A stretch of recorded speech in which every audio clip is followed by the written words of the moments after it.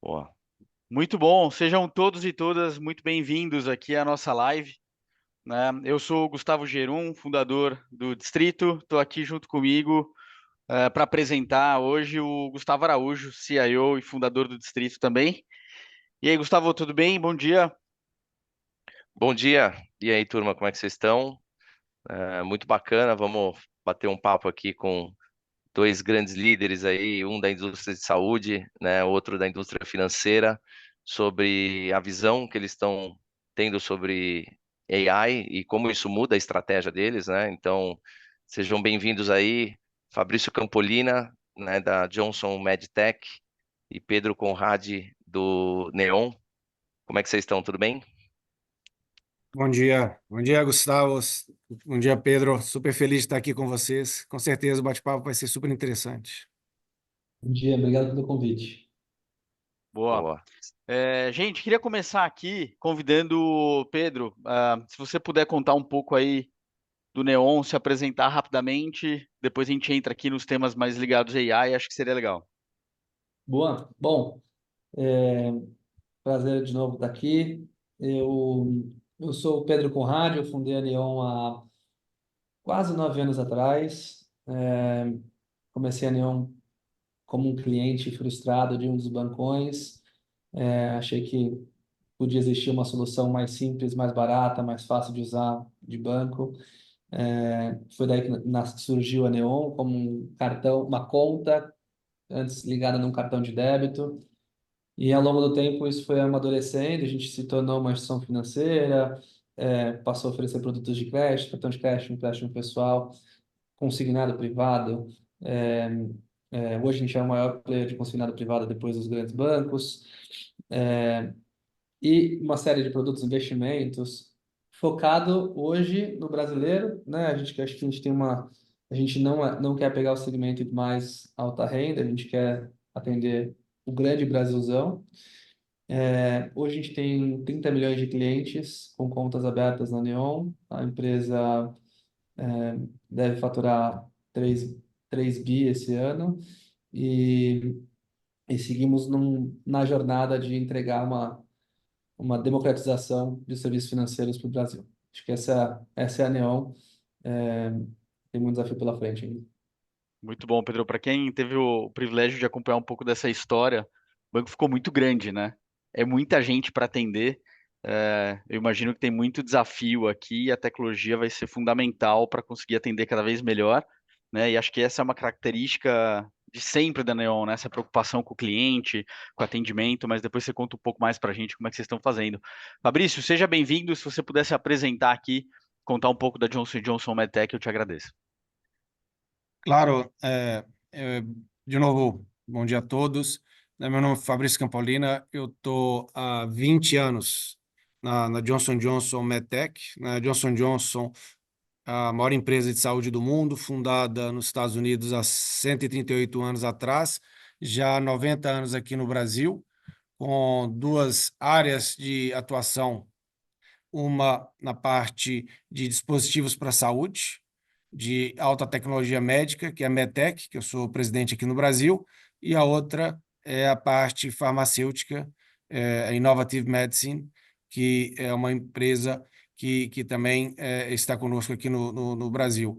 E dentro dessa jornada minha, acho que é interessante de destacar é que eu sou formado em ciência da computação e comecei minha carreira atuando em startups, uma investida da Goldman Sachs, na parte de marketing para a Internet Data Center. Depois fiz um MBA nos Estados Unidos e voltando aqui, vim para a área da saúde trabalhando na Johnson Johnson, nas áreas comerciais de marketing, cada vez com maiores responsabilidades, e desde 2022 à frente da nossa operação aqui no Brasil. Muito bom, Fabrício. E esse background também acho que conta um pouco da tua história aqui, não só liderando esse time, mas como um grande inovador dentro da companhia, né? Você sempre empreendeu coisas novas aí. E eu acho que o teu background aqui, o teu histórico que você comentou, acaba algumas coisas que eu não conhecia, apesar de te conhecer há um pouco mais de tempo, mostram o porquê também de onde vocês estão agora. Eu vou fazer um papel aqui de mediador ao longo da nossa conversa e o Gustavo vai fazer um papel aqui também de compartilhar a visão do distrito, um pouco do que a gente está fazendo com os nossos clientes, para onde que a gente está indo. Então, Gustavo, eu queria te convidar aqui a começar falando um pouco do que a gente tem visto do impacto da IA nas corporações, né? O que mudou de 2 anos para cá, basicamente, que fez com que IA fosse o tema da vez e que fosse, acho que, talvez uma das maiores expectativas aqui, não só de eficiência, mas de mudança dos mercados desses últimos tempos. Conta um pouco para a gente. Boa, legal. A gente está, né, nesses 2 anos fazendo IA aqui, praticamente, a gente tem percebido, né, algumas coisas bem importantes, né? Então, primeiro, inteligência artificial está forçando as empresas a correrem atrás e organizarem os seus dados, né? Então, eu acho que essa nova camada aí de inteligência, a qualidade do dado que você tem para treinar a IA realmente faz muita diferença na performance que essa IA vai ter depois no teu produto, nas recomendações que ela vai fazer, né? Então, fazendo AI agents, copilots, aqui a gente tem percebido que nos projetos que a gente tem qualidade de dado melhor, realmente assim a IA ela performa muito melhor. Então, isso tem feito as empresas correrem atrás, né, dessa organização. Tem muita empresa já bem pronta para isso, né, e realmente vai conseguir tirar mais resultado e aproveitar mais. Mas basicamente a primeira onda foi uma onda de custo, né? Então assim, os CEOs, CIOs, né? Eu vi o Juliano De Conte aqui na live, CIO da Total Express, né? Então assim, uma primeira onda foi bem forte de, de eficiência operacional, né? Então, fala Juliano, fazer mais com menos, realmente, fazer mais rápido, né? Então, você pegar um processo que você tinha ali 10 horas de um ser humano e com AI você conseguir transformar aquelas 10 horas em 1 hora, né? Então você trazer esse tipo de eficiência operacional foi realmente uma primeira onda. E agora a gente começa a ver é, um outro lado, que é o lado de construir produtos e serviços que eram impossíveis sem inteligência artificial, né? Então, você conseguir, né, ter um grau de personalização, você conseguir ter um grau de resposta muito mais rápido para o cliente, que sem inteligência artificial seria impossível de fazer. Então acho que o mercado está ficando mais ambicioso em relação à IA, e isso tem gerado também, a gente tem percebido, né, alguns pontos de frustração, tá? Então, todo mundo acha que a IA ela é mágica, né? Mas as IAs elas precisam ser treinadas. E demora 6 meses aqui, na nossa experiência, são 6 meses de treinamento para uma IA ela ficar boa. E a gente está falando aqui de IA generativa, e estamos falando também de modelos de recomendação, né? De IA mais tradicional, machine learning, por aí vai. Então, é, a gente tem visto que em quase 100% dos clientes aqui que estão vindo para o distrito, a expectativa do que a IA pode entregar sempre é maior do que o que a IA entrega. Então acho que o mercado está passando por uma calibração também de realidade versus expectativa. Tudo isso vai mudando, né? Com os modelos novos, como o Strawberry aí da OpenAI, né? O O1, enfim, a necessidade de treinamento dos modelos vai caindo também. Então vamos ver, o mercado está avançando bem, mas está bem interessante. Assim, acho que uma primeira onda de custo e uma segunda onda de realmente fazer o que era impossível, e que agora é possível com AI. E acho que uma coisa que é interessante também, Gustavo, de comentar com a turma aqui, é que essa nova fase da IA, ela tem como barreira muito mais a criatividade humana do que o acesso à tecnologia. Né? A gente tem falado muito para as empresas aqui, você pode colocar IA em qualquer atividade, em qualquer setor, né, para desenvolver ali coisas novas ou para potencializar o ser humano. Depende muito mais da tua criatividade. Então a gente vai falar ao longo aqui dessa live também um pouco sobre educação, capacitação, entre outras coisas. Mas queria começar aqui abrindo com o Pedro, falando de uma maneira um pouco mais ampla, Pedro, como é que você vê a inteligência artificial no mercado de serviços financeiros, né, da porta para fora? O que vai gerar de impacto em serviços financeiros, né? Óbvio que dentro do que a gente conhece hoje, dentro do que a gente pode falar dentro da tecnologia que está disponível hoje, né? Quais são os principais impactos? Como que o mercado deve se comportar? Como é que você está vendo até não só a Neon, mas os concorrentes, né, se movimentarem? Conta um pouco aqui de produtos, serviços, mercado, né? O que já está mudando. Boa.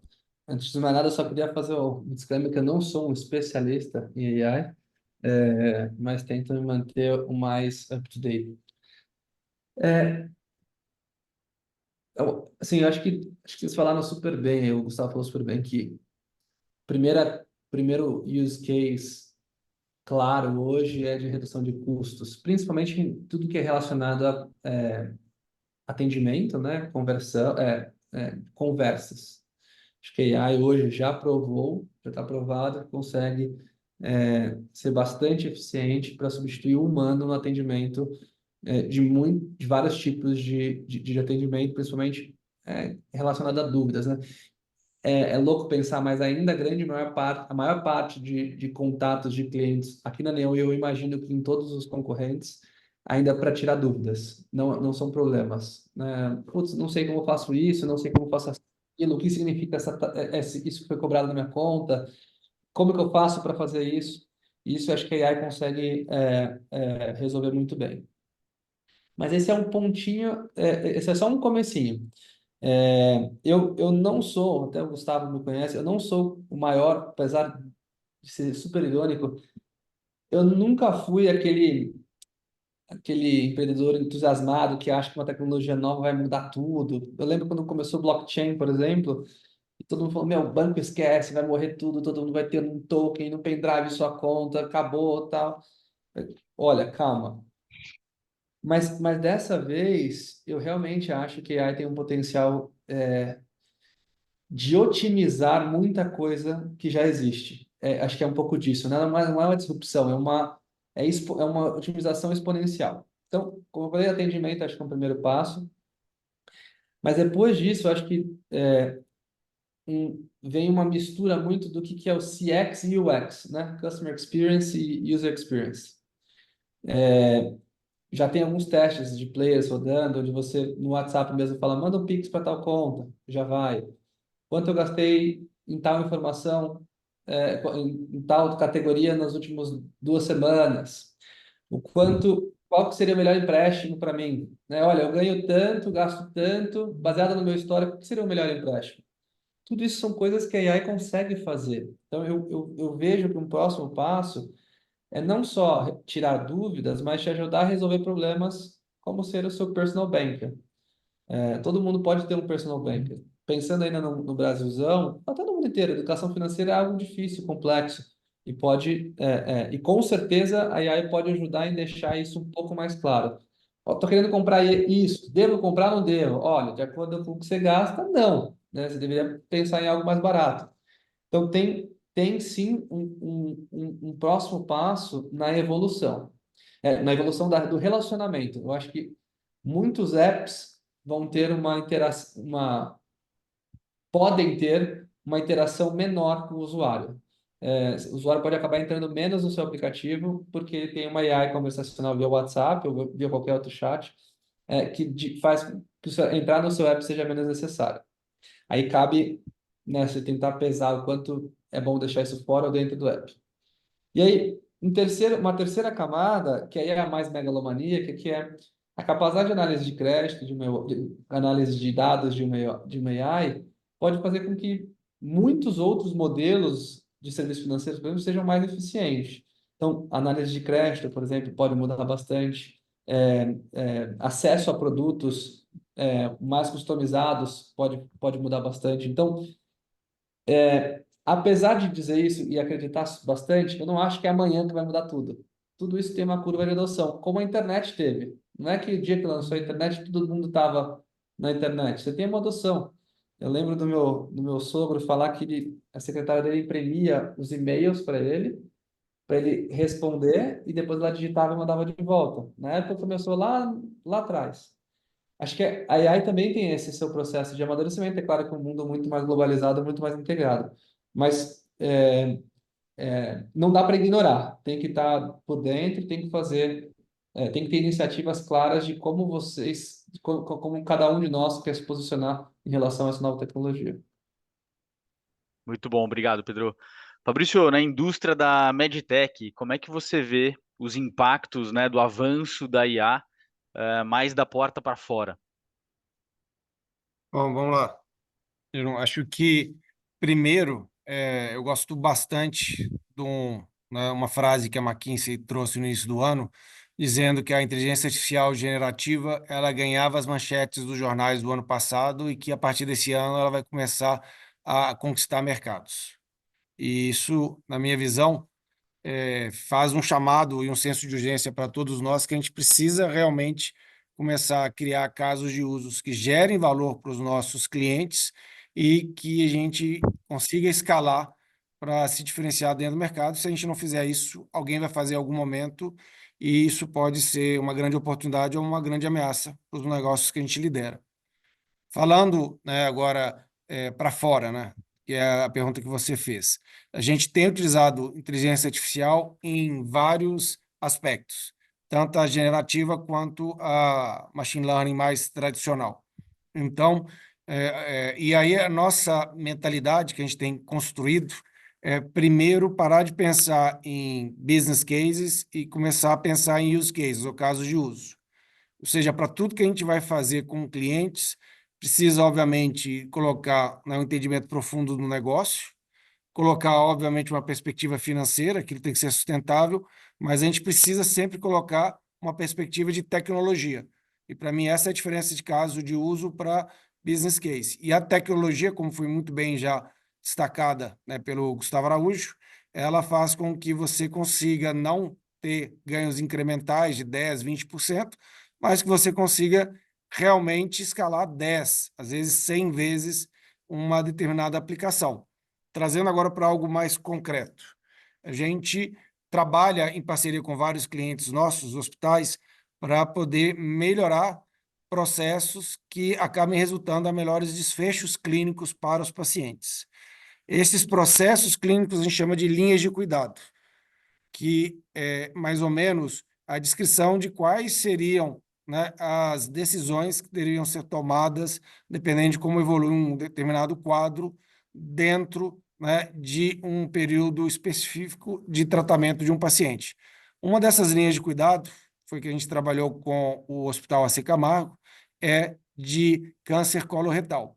E o que a gente construiu com eles, primeiro foi digitalizar essa linha de cuidado para que a gente conseguisse, né, ter isso, né, esses dados sendo capturados à medida que os pacientes fossem passando por essa linha de cuidado e, obviamente, consolidando e a gente podendo aprimorar essa linha de cuidado, por um lado.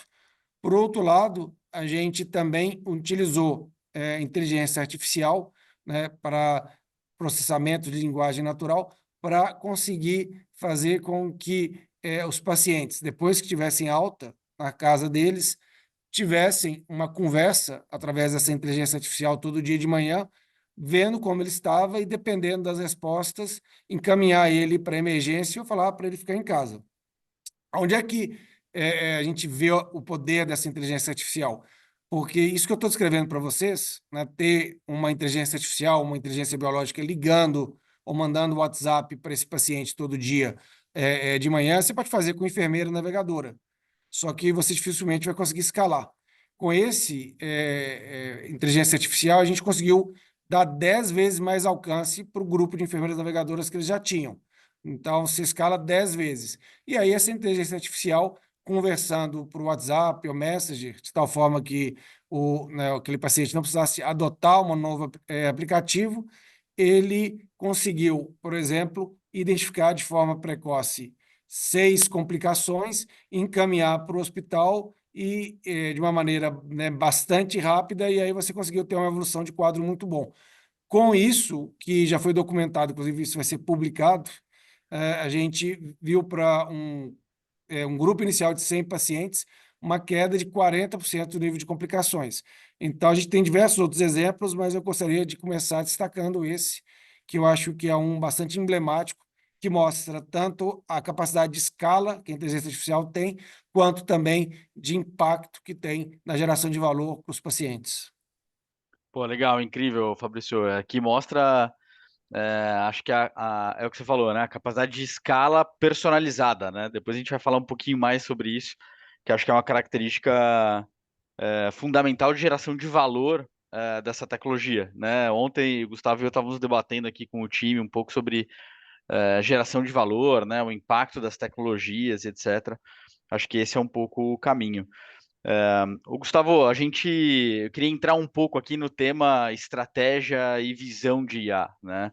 A gente vê muitas empresas disseminando ChatGPT ou outras ferramentas pelo seu time, né? Pelas pessoas, mas não necessariamente criando uma estratégia clara de como levar valor para a companhia.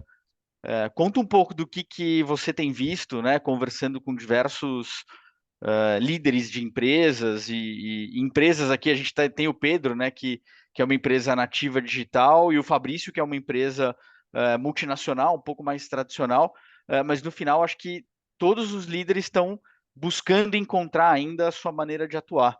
Conta um pouco do que você tem visto, quais são as recomendações, como é que você acha que as empresas devem se estruturar no sentido de criar uma estratégia e uma visão. Boa, legal. Primeiro, acho que vale a pena falar nessa época do ano que a gente está, né, final de setembro, muitas empresas estão fechando o seu budget para 2025. E uma das coisas que a gente começa a ver aqui, né, com as empresas que a gente tem trabalhado é essa pergunta, ou seja, o que que eu insiro, como é que eu coloco IA no meu budget de 2025? Porque tem várias maneiras, né, de você pensar IA no seu budget do ano que vem. Então, a IA ela pode representar até uma redução de headcount, eventualmente, para tarefas mais repetitivas né, de alta volumetria, como o Pedro comentou, por exemplo, atendimento a cliente. Né, ela pode, né, sustentar um crescimento que normalmente te pediria mais headcount, mas você falar, não, a gente vai sustentar esse crescimento no ano que vem colocando IA, não aumentando o time, ou seja, você não vai reduzir o time, mas você também não vai aumentar. Né? O crescimento vai vir através da escala, como o Fabrício acabou de comentar nesse exemplo da Johnson, ou seja, você consegue escalar um time de 10 enfermeiras, né, com inteligência artificial. Você poderia também contratar, né, 100 enfermeiras, mas você não vai, você vai escalar essas 10 que você tem com inteligência artificial, e elas vão atender 10 vezes mais. Então, a gente começa a ver esse tipo de discussão para o ano que vem. Mas, de fato, a gente ainda está vendo poucas empresas conseguindo aterrizar. Então, assim, eu acho que o budget do ano que vem da maior parte das empresas ainda não vai levar em consideração IA desse jeito. Tá? Ninguém vai reduzir headcount ou vai ter esses ganhos de escala, né? Esses planejamentos para o ano que vem, eles ainda não estão levando IA nesse nível de potencial para a planilha, vamos dizer assim, tá? Para o budget que vai descer depois para as áreas para ser executado. Isso que a gente está vendo. E aí, o que a gente está entendendo? Se eu tivesse que simplificar, dois grandes grupos de empresas, tá? Empresas que bloquearam a IA. Então, assim, o ChatGPT está bloqueado, ninguém consegue usar, a turma está usando no celular pessoal ou no computador pessoal, e essas empresas elas estão num processo agora de desenhar uma política de IA. Então, essas empresas elas estão desenhando uma estratégia, uma visão de IA, e estão escrevendo uma política. Então, como que se usa IA de forma responsável? Quais são as ferramentas de IA que a empresa vai liberar? Como que os dados vão ser protegidos? Então, eu vejo empresas atuando dessa maneira, tá? Principalmente as que estão sendo aí, vamos dizer assim, mais conservadoras, estão tendo um cuidado extra aí no negócio. Tem um segundo grupo que não, Tá falando, até para o meu processo de aprendizado, como é que eu vou escrever uma política de IA sem ter, no mínimo, experimentado, né? Então, essas empresas falam, antes de eu escrever qualquer política de IA, antes de eu começar a regular esse negócio, deixa eu soltar um pouco o time e essas empresas estão liberando, tá? Então estão fazendo casos de uso, estão fazendo pilotos e estão aprendendo muito com esses pilotos, tá? Então, eu tenho visto basicamente dois grandes grupos, óbvio que, né, cada empresa tem a sua cultura, cada empresa implementa da maneira que entende que funciona melhor, mas se tivesse que simplificar aqui, a gente tem muitas empresas construindo política, bloqueando ainda a IA dos funcionários, né, para fazer de uma maneira, vamos dizer assim, totalmente governada e organizada, e tem empresas que esse negócio está mais solto e a empresa está querendo aprender com esses pilotos. Claro que pilotos ainda não em altíssima escala, né, mas está aprendendo. E algumas exceções, né? Então você tem empresas aí muito, muito fortes, como as três hoje, né? Você pode citar aí como um iFood, como um Mercado Livre, enfim, já tem muita IA em produção, né? E a IA para essas empresas, ela é um diferencial competitivo muito grande já. Então, mas eu te diria que a grande massa das empresas ainda está nessas duas outras categorias, não está com muita IA já implementada para fora. Legal, muito bom.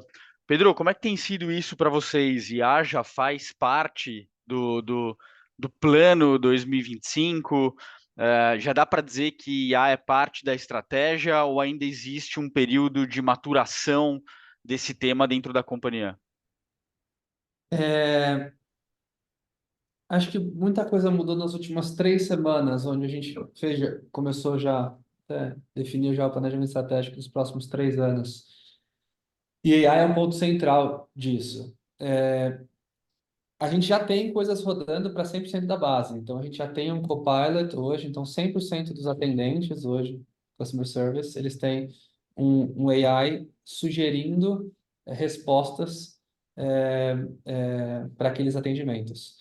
Já está em 87% de utilização desse chat, reduzindo bastante o tempo médio de resposta. Então, esse é um caso que eu já posso falar que está rodando com 100% dos atendentes e está indo super bem. Mas, de novo, eu estou na primeira camadinha ainda. O próximo passo é conseguir ofertar isso direto para o cliente. A gente já tem um chatbot hoje, baseado em árvore de decisão tradicional, e a gente já tem um chatbot sendo testado, que parece ser melhor do que desculpa, LLM sendo testado versus o chatbot antigo, parece que é muito melhor o VAI. Não estamos com pressa de lançar porque a gente está com medo dos casos bizarros que podem acontecer. Então, estamos testando ao extremo até se sentir confortável em disponibilizar. 87% de precisão hoje é baixo. A precisão tem que ser acima de 99%, na nossa opinião. A gente tem hoje, para dar uma noção de, deve ter uns 500 mil atendimentos mês. E são mais de 100 milhões de transações. Então, qualquer 1% aqui já é um volume bizarro de erro. Então, a gente não quer correr esse risco, mas já está testando e não para. Então, isso sim já é o segundo passo. O terceiro passo, ele é mais demorado, que é tudo isso que a gente está construindo, ele requer que a gente construa os foundations. Então, por exemplo, para eu conseguir não só responder, mas tentar resolver um problema de um cliente, que é o que a gente quer fazer com o chatbot, por exemplo, envio do cartão. Deu um problema no envio do cartão. Eu já tenho que construir uma conexão com as empresas de logística para saber, né, para ele poder consultar as mesmas APIs que o nosso sistema consulta, mas alguns desses players não estavam preparados para poder responder, ó, seu cartão já foi enviado, o código rastreio é esse, está em tal lugar, para a AI poder fazer isso pela gente. Quando a gente, que foi um pouco do que o Gustavo falou, preparar nossa base de dados, nossas integrações para a AI poder ser mais efetiva.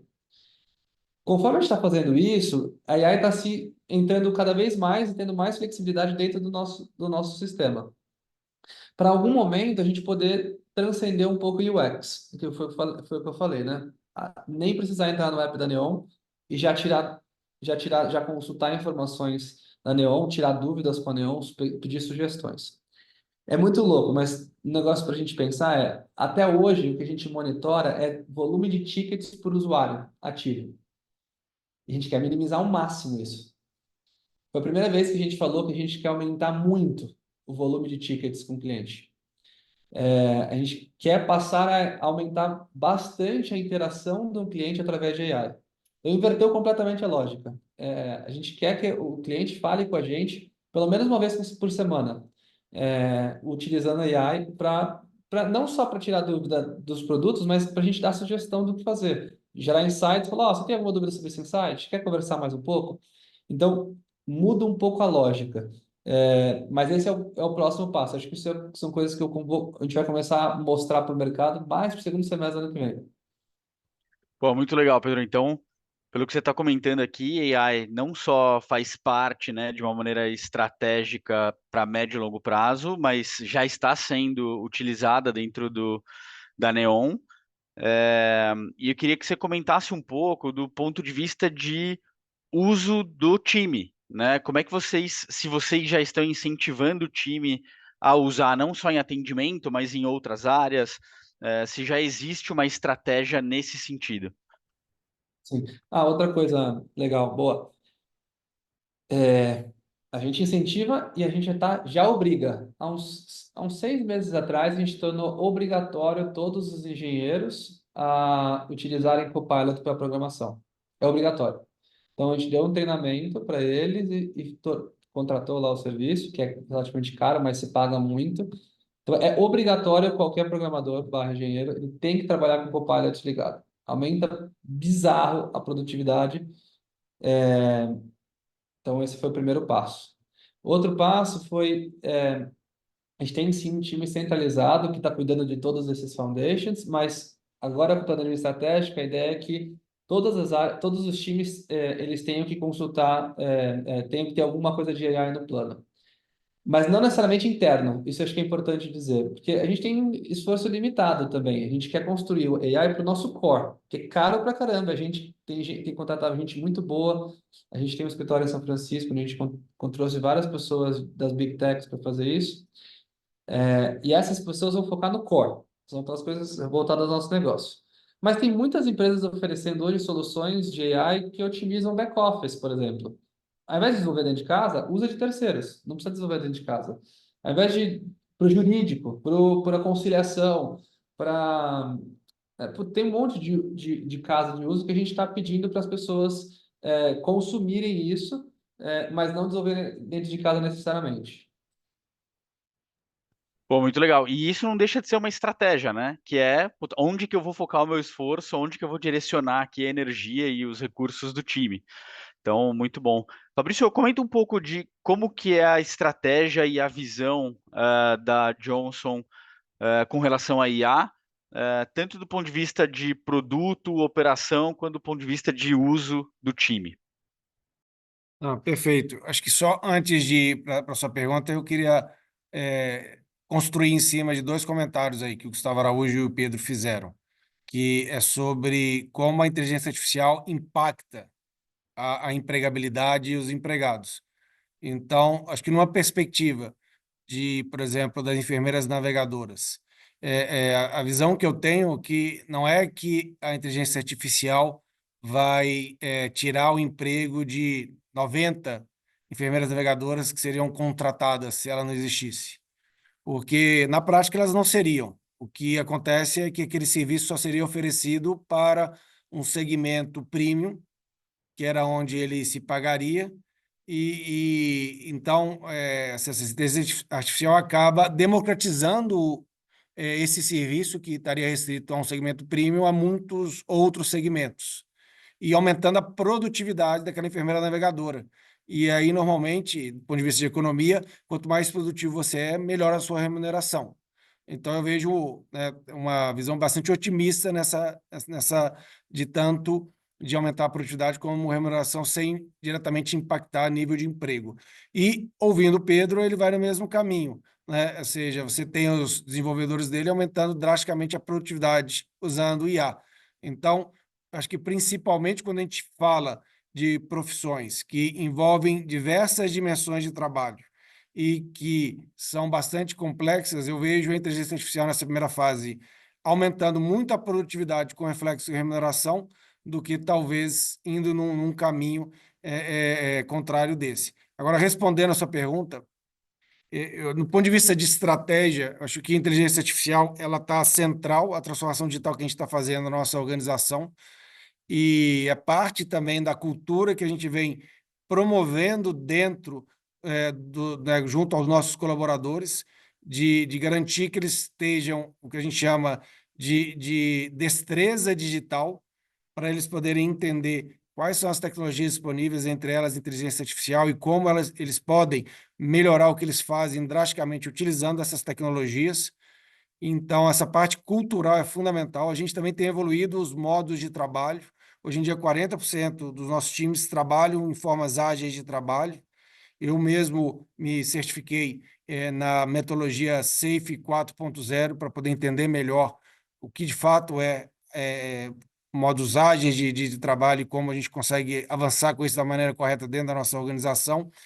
E, de uma maneira geral, a gente foca nos vários pilares que já foram destacados aqui. O primeiro é em relação, né, à nossa estratégia de dados, como que a gente consegue consolidar os vários dados que são gerados em diversos departamentos e que muitas vezes estão fragmentados dentro, né, de um data lake que garanta que esses dados eles estão qualificados e que eles podem ter a integridade que a gente precisa para serem trabalhados, né? Também catalogar esses dados para que eles sejam facilmente encontrados pelos nossos organizadores e, obviamente, deixar eles disponíveis para servirem de fonte de treinamento para a inteligência artificial. Além disso, a gente toma bastante cuidado em relação a todas as questões relacionadas à privacidade e confidencialidade. Então, a gente não permite que os nossos dados sejam colocados dentro de modelos de linguagem largas públicos, por, obviamente, isso poder levar a algum tipo de quebra, né, de integridade ou de privacidade e confidencialidade desses dados. A gente tem ambientes próprios dentro da nossa empresa, né, modelos de linguagem largas, proprietários da Johnson, que estão sendo utilizados para poder replicar o que o Pedro comentou, de ter esses chatbots que ajudam desde entender uma política interna nossa, até, por exemplo, buscar informações sobre onde o pedido está, entre outras questões, e de uma perspectiva de alocação desses recursos, que eu acho que, ao lado da cultura, é um dos maiores desafios que a gente tem. O que a gente tem construído dentro dos nossos processos de planejamento, eu diria que são 3 pilares. Um primeiro, uma perspectiva mais de infraestrutura, são discussões que ocorrem normalmente no nível América Latina, porque a maioria dos nossos sistemas tem uma abrangência regional, e aí, como Comitê América Latina, a gente define quais são as prioridades para os próximos anos, e aí normalmente são investimentos bastante pesados de infraestrutura, de tecnologia. Além disso, a gente tem diversos times ágeis que trabalham em colaboração dentro dessa metodologia de SAFe 4.0, que recebem budgets e objetivos claros para o ano, e aí eles, dentro da metodologia ágil, eles vão redefinindo as prioridades a cada 2 meses e meio, que é o ciclo de incremento de programa que eles têm. E, finalmente, a gente também tem um programa interno que a gente chama de Duelo MedTech, em que a gente constantemente convida os nossos colaboradores a trazerem novas ideias de utilização de tecnologia, incluindo inteligência artificial, para melhorar os nossos serviços para os clientes internamente, e através, né, dessas ideias que vão chegando, aquelas que a gente acaba vendo que tem maior impacto, a gente tem um orçamento que está separado e a gente faz o financiamento disso. Então, a gente acaba trabalhando nessas 3 dimensões, que eu acho que permite a gente estar fazendo investimentos de longo prazo de infraestrutura,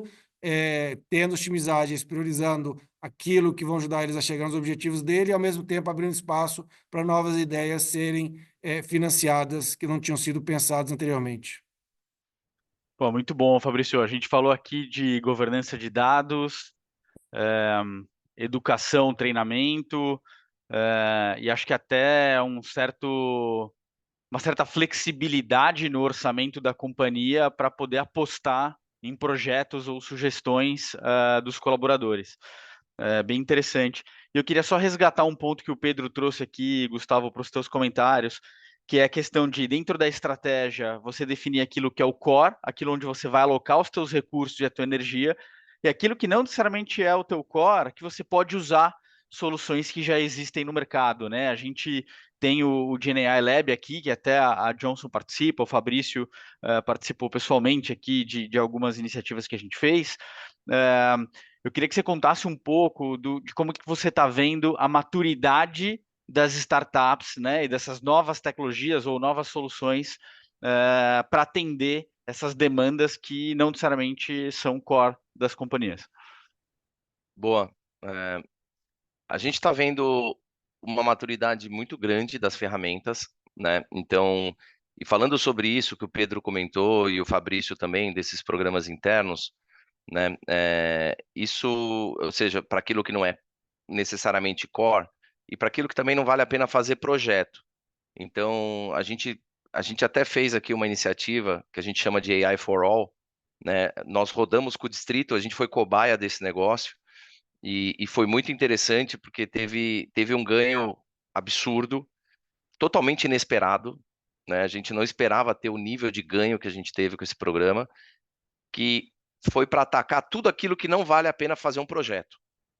Então, assim, tem AI que você pode implementar, né, na tua área, no teu processo, e não vale a pena fazer um projeto. O que vale a pena é você assinar ali uma ferramenta que custa $10, $20 por mês e implementar aquilo no teu processo. Então, a gente basicamente fez com os líderes das áreas aqui, área de marketing, vendas, né, de research, na nossa área de pesquisa, basicamente pediu para todos os líderes redesenharem os processos, né? Primeiro a gente treinou eles em AI, deu um banho de loja na turma, todo mundo entendeu por que é importante, como é que funciona, o poder disso para a sua área. E aí os líderes começaram a redesenhar os processos principais, inserindo ferramentas de AI. Então, vou dar alguns exemplos. Por exemplo, a gente faz reports para o mercado. O distrito é conhecido, né, por bastante gente pelos reports que a gente produz. Há 4 meses que a gente faz os reports que demoravam 8 semanas para fazer em 10 dias, e a gente usa AI para fazer quase que o fluxo inteiro do report e o mercado não percebeu. Ninguém levantou a mão para a gente e falou: olha, a qualidade do report do distrito caiu, né? Enfim, qualquer tipo de comentário. E a gente está usando AI, né, para fazer um processo que demorava 2 meses, esse processo sai em 10 dias. É uma eficiência de quase 80% aí, né? E a gente está usando lá, por exemplo, prompts do Gemini, prompts do ChatGPT, a gente está usando alguns plugins de AI do Figma, a gente está usando plugins de AI da Adobe, né, para o Photoshop. Então, estamos usando o GitHub Copilot, que o Pedro mencionou, para a parte de coding ali, tem uma parte mais de coding dos reports, enfim. Então, ou seja, foram sendo inseridas várias ferramentas e técnicas de prompt em todo o processo de você produzir um relatório. A mesma coisa aconteceu no marketing, por exemplo. Todos os nossos posts hoje de desafios que as empresas lançam aqui no distrito são automatizados, né? Então, a gente teve uma pessoa do time de conteúdo do distrito que pediu demissão e foi embora, a gente não repôs a vaga, né? E a gente faz mais posts hoje com menos pessoas na área de marketing. Então, a gente tinha 2 pessoas para fazer social no distrito. A gente faz mais posts com uma só. Então, por quê? Porque a gente, usando também alguns plugins de AI, conseguiu automatizar totalmente a produção de imagem, né? Então, a produção das imagens são automatizadas hoje na área de marketing, para as imagens que vão para social. Então, tudo isso, assim, é um trabalho, é realmente, assim, o AI for all, né? Ou seja, é o AI para todos, é AI do dia a dia. Então, na contabilidade, no financeiro, no marketing, nas vendas. Então, por exemplo, hoje em vendas, a gente está usando aqui, né, indo para a tua pergunta, você falou da maturidade, a gente está usando uma startup do Lab que chama Meet Rocks. Ela grava as reuniões de vendas. Então, todas as reuniões de vendas são gravadas e o vendedor, ele compõe a proposta comercial depois em cima dos dados da reunião de vendas. E você conversa, então você pede para a AI lá e fala assim, olha, o que o Gerum falou na reunião que era importante para esse projeto? Qual que é o desafio dele? Como que eu posso endereçar isso através de uma solução de AI? Então, hoje o vendedor ele produz uma proposta personalizada com uma ferramenta de AI, por exemplo, através da gravação das reuniões de vendas. Então, existe aqui um ganho no dia a dia das empresas que é cultural. Porque isso não vale a pena você montar uma squad, não é core para você pôr desenvolvedor para fazer.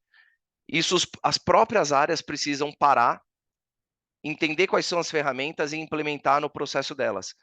Só que a gente está percebendo ganhos de 80%, de 50%, ganhos de 70%. Então, esse programa AI for All foi assim, totalmente inesperado. A gente esperava ter ganho de 10, 20%, não ter ganho de 80%, né? Então, com ferramentas de 10, 20 dólares. Então, isso a gente também não vê ainda muito as empresas fazendo, né? Mas a gente acha que o ano que vem, por exemplo, vai ser um ano de muito redesign de processo feito pelas próprias pessoas que operam esses processos, ou seja, AI de uma maneira descentralizada. E a maturidade está super alta, assim, os produtos funcionam de verdade, né? Então, assim, a imagem que sai lá, ela sai boa. É uma imagem que você pode postar, né? As IAs, a IA de coding que o Pedro falou, ela é incrível, né? Hoje em dia tem que ser proibido mesmo um desenvolvedor não usar. É o mesmo caso aqui no distrito, hoje é caso de demissão. Desenvolvedor que não usa AI aqui, não tem espaço, né? Porque no nosso caso, assim, é 300% de diferença. Quando a gente compara, a gente fez uma medição do time de desenvolvimento aqui de código, antes e depois do GitHub. É 300% de produtividade a mais. Então, assim, não dá. É inaceitável um profissional hoje de desenvolvimento, por exemplo, aqui na nossa empresa, que não queira usar, né? Não tem espaço para isso. Então, é isso. E, assim, a gente está vendo isso não só na área de desenvolvimento. O que existe de GitHub Copilot para um desenvolvedor, existe também de AI para vendas, AI para marketing, AI para back-office, né? Então, para quem opera Excel, por exemplo, hoje, existem ferramentas de AI para Excel, plugins que você coloca, que é um absurdo de produtividade, né? Então, esse AI do dia a dia, que não é projeto, a gente também tá vendo entrar aos poucos aí. Muito bom, Gustavo. Ô, Pedro, você comentou sobre treinar os devs, né? Você acha que já é momento de fazer um treinamento, um processo de cultural mesmo, para mais pessoas dentro do time? Já é momento de treinar todo o time? Qual que é a tua visão sobre a questão da AI dentro da cultura da empresa, né? Dentro, né, desse conceito que o Gustavo está trazendo aqui do AI for all, todo mundo usando de alguma maneira ou de outra? Então, a gente teve esse treinamento para os engenheiros porque já tinha uma missão clara ali de que eles passariam a utilizar isso de forma obrigatória. A gente não fez nenhum treinamento geral sobre, sobre AI. O que a gente, aqui na Neo, a gente é muito assíncrono, né? Como a gente é uma empresa praticamente remota, tudo aqui tem um documento explicando o porquê. Então, a gente tem, por exemplo, assim, um sync de AI mensalmente, onde tudo que é feito está naquele documento, e esses documentos são todos públicos para a empresa toda. Eles são compartilhados em um canal onde a empresa inteira está. Não tem nenhum sigilo, tudo está ali. Então, todo mundo já tem acesso ao que está acontecendo, pode ir lá colocar um comentário, dar uma sugestão. Tem o canal do Slack também sobre AI, que as pessoas podem dar sugestão. Mas a gente não fez nenhum treinamento extensivo é, de como as áreas deveriam estar atuando ou não. O que a gente fala bastante entre o core team, assim, entre a diretoria, principalmente, assim, abrindo o olho da galera de como essas coisas podem ser impactantes. Então, toda vez que a gente vê um use case legal, a gente fala, e aí, dá para usar, não dá para usar? O que você acha? Faz sentido, não faz sentido? E aí, o pessoal começa a testar e entender se faz sentido ou não. Então, não, a gente não fez treinamento geral, até porque eu não sei como seria esse treinamento super amplo. É, mas a diretoria especificamente está bastante dentro das possibilidades. A gente, né, a gente compartilha muita coisa que já está rolando do assunto de AI. E a gente espera que cada um dos líderes assuma, pegue o que faça sentido para a área deles. Legal, é mais provocativo, né, no sentido de abrir ali a cabeça e você, de certo modo, dá uma certa liberdade para que cada líder faça isso dentro da sua própria área. Quando a gente não tem o use case claro, quando a gente está na parte de descoberta, quando a gente já definiu o que a gente vai seguir, vai fazer, aí é bem prescritivo, assim, ó, gente, isso aqui tem que estar, por exemplo, a gente está agora para definir, depois do plano estratégico, qual que é o percentual de número de interações que a gente quer do cliente, que eu citei um pouquinho para vocês de uma vez por semana. Mas, assim, se for isso, todas as iniciativas daquela área têm que ser em relação a tornar o cliente sendo atendido por uma AI e que o atendimento seja recorrente, né? Como você faz para a pessoa falar com você a cada semana. Então, assim, quando a gente já sabe o use case, aí é mais prescritível. Legal, muito bom.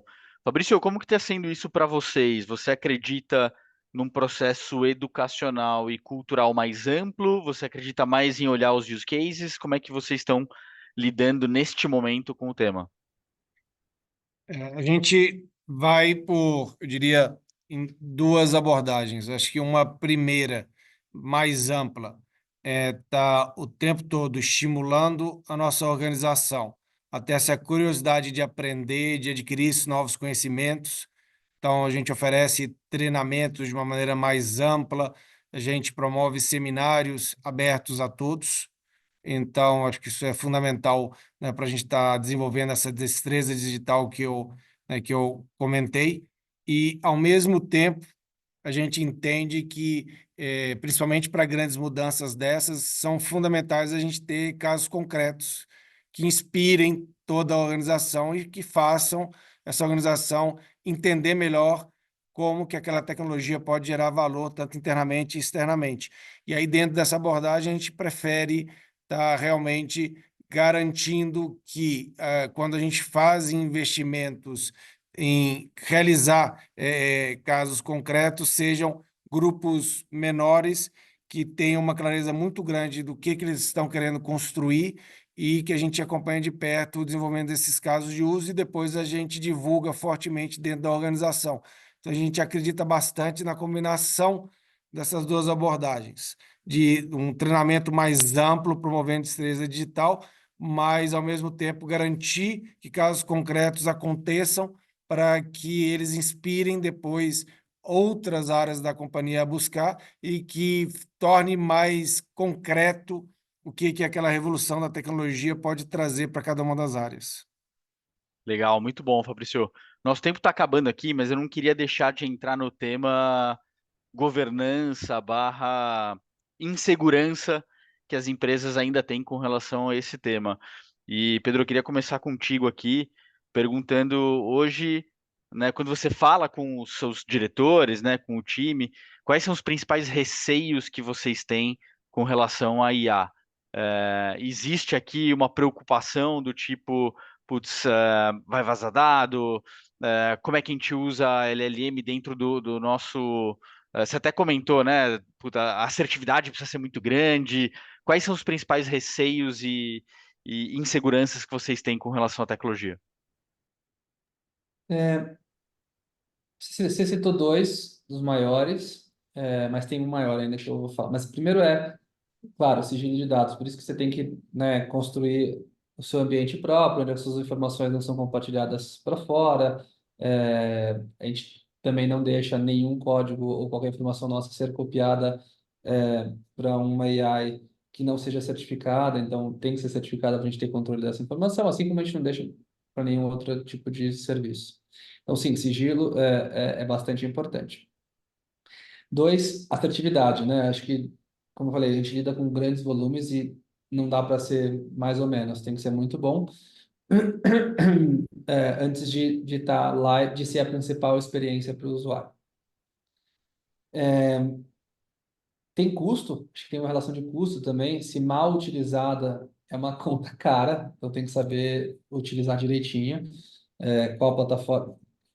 Tem tendência de reduzir esse custo, ficar cada vez mais barato, mas tem que tomar cuidado também, que se mal utilizado pode explodir a conta aí. Mas a mais preocupante, assim, a discussão mais recorrente relacionada à AI é como não ficar de fora dessa próxima onda. Acho que muitos business vão ser transformados, a gente tem que ficar atento para não ficar de fora. Então, essa é a primeira vez desde que eu comecei. Primeiro foram as contas digitais, né? Agora todo player é digital. Agora acho que a AI pode ser essa próxima onda. E eu acho que vai ser.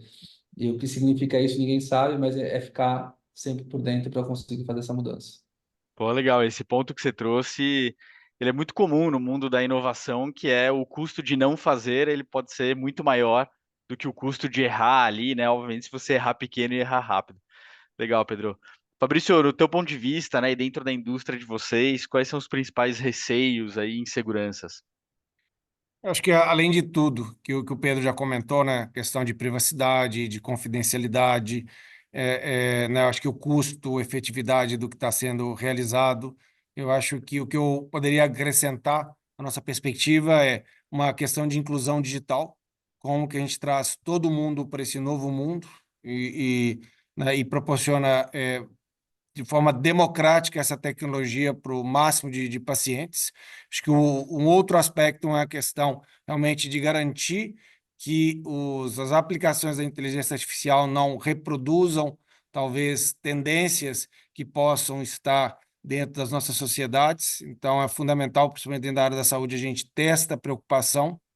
E acho que, finalmente, acho que é super importante também é, ter essa consciência que, seja pela qualidade dos dados, que nunca vão ser perfeitos, seja por questões inerentes ao modelo que a gente ainda não entende, fato é que a inteligência artificial também alucina.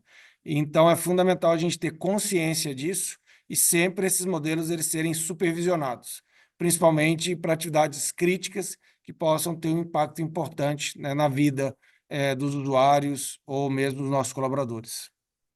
Muito bom. Gente, para encerrar aqui, queria que vocês deixassem uma mensagem, né, para outros líderes de outras empresas que, assim como vocês, estão nesse contexto buscando soluções, buscando testar. O que a gente pode esperar de AI para as organizações nesses próximos tempos? Queria começar aqui com o Gustavo, depois passar aqui para o Pedro e para o Fabrício. Não, muito rápido, eu vou na linha do que eles estão comentando aqui, né? Assim, acho que isso aqui é muito grande, a gente não sabe o tamanho disso, toda a conta que é feita precisa ser refeita na semana seguinte, porque, né, com as evoluções, assim, o Sam Altman nessa semana provocou o mercado inteiro, falando que o AGI, que, né, o Artificial General Intelligence, está bem mais próximo do que a gente esperava. Então, que em algumas centenas de meses aqui, talvez a gente já tenha isso, ou seja, então tem que eu acho que começar, porque a hora que um concorrente seu descobre como fazer algo que você faz numa escala 10 vezes maior, ou seja, num preço 90% menor do que o seu, você começa a ficar em apuros. Então, é um risco que as empresas acho não devem correr, né?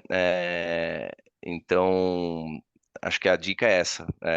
Vai dar trabalho, né? Vai ter que estudar, vai ter que aprender sobre AI, vai ter que experimentar, enfim. Mas isso realmente não pode ser mais ignorado. Muito bom, Pedro. Tava no mudo. É, o, eu acho que só assim, cada empresa tem sua perspectiva. Construir dentro de casa, usar soluções de terceiros, e não tem errado ou certo, depende do setor e do quanto você quer investir, do qual momento. O que eu tenho certeza é que não dá para ignorar isso. Não dá. Essa não é mais uma tecnologia que vai estar ali, que alguns vão usar ou não. Isso é fundamental. Todos poderão usar e todos os negócios serão mais eficientes quando utilizarem. Se você é uma empresa de serviço, é de um jeito, se você é uma empresa de produto, é um jeito, se é uma indústria, é outra. Cada um tem que achar o seu jeito de usar, mas não dá para ser ignorado. Muito bom. Fabrício? Acho que dentro dessa linha, muitas vezes a gente tende a superestimar o que vai acontecer em 12 meses e subestimar o que acontece em 10 anos. E inteligência artificial, talvez, né, o impacto que a gente vai ter daqui a 12 meses seja menor do que a gente está imaginando, mas provavelmente o impacto daqui a 10 anos vai ser bem maior do que a gente pensa.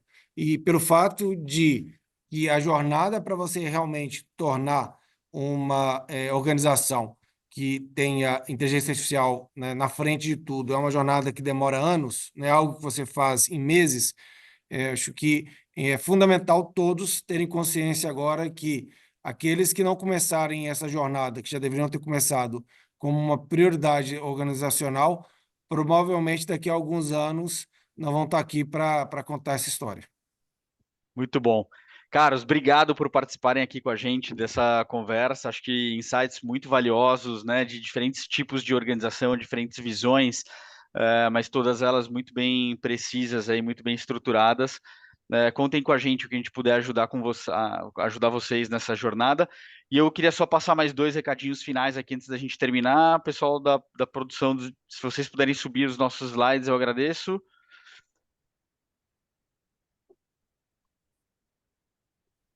Boa. Então, quem quiser, né? A gente falou aqui, o Fabrício estava comentando aqui o Pedro estava comentando aqui das soluções de fora, né? O Distrito tem o GenAI Lab, que é um programa que já tem mais de 50 startups. É um programa que reúne grandes empresas, os maiores fundos de VC da América Latina, os tech providers, né? Então, Oracle, AWS, Microsoft, Semantics, várias empresas de tecnologia aqui para fomentar, criar e validar soluções de mercado. Então, quem quiser vir conhecer, fica à vontade, pode mandar mensagem aqui para o nosso time. E podemos passar aqui mais um. Queria convidar vocês a assinar a newsletter JI do Distrito, né? Uma newsletter gratuita, obviamente, onde a gente compartilha aqui as principais notícias, os principais acontecimentos de AI do mercado. Fabrício, Gustavo, Pedro, muito obrigado de novo. Foi um prazer estar aqui com vocês e contem com o Distrito sempre que precisarem. Obrigado, gente. Obrigado a todos que estão aqui com a gente, Abraço. Valeu, todos e turma. todas. Até a próxima. Grande abraço.